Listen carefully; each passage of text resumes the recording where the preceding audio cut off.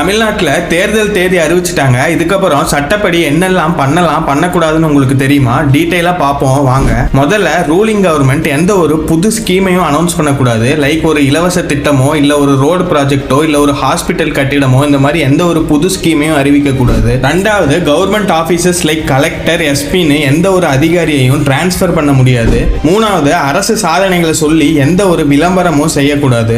நாலாவது, அமைச்சரோ முதலமைச்சரோ அரசு வாகனங்களை பிரச்சாரத்துக்காக பயன்படுத்தக்கூடாது. அது மட்டும் இல்ல, ஓட்டு கேட்கும் போது தான் ஒரு அமைச்சரனோ முதலமைச்சரனோ எங்கேயுமே குறிப்பிடக்கூடாது.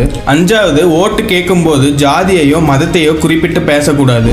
ஆறாவது, ஓட்டுக்கு பணம் கொடுக்க கூடாது. கடைசியா, இதுவரைக்கும் தமிழ்நாடு கவர்மெண்ட்டுக்கு கீழே இருந்த கலெக்டர், எஸ்பி போன்ற அரசு அதிகாரிகள் இனி டைரக்டா எலெக்ஷன் கமிஷனோட கண்ட்ரோலுக்கு வந்துருவாங்க. ஒரு அரசுக்கும் அரசியல் கட்சிக்கும் இந்த ரூல்ஸ் எல்லாம் சரி. ஒரு காமன் மேனா நம்ம என்னெல்லாம் பண்ணலாம் பண்ணக்கூடாதுன்னு நாளைக்கு வீடியோல டீடைலா சொல்றேன். இது போல சட்டம் சம்பந்தமான டெய்லி அப்டேட்ஸ்க்கு மறக்காம அக்கௌண்ட்டை ஃபாலோ பண்ணிக்கோங்க.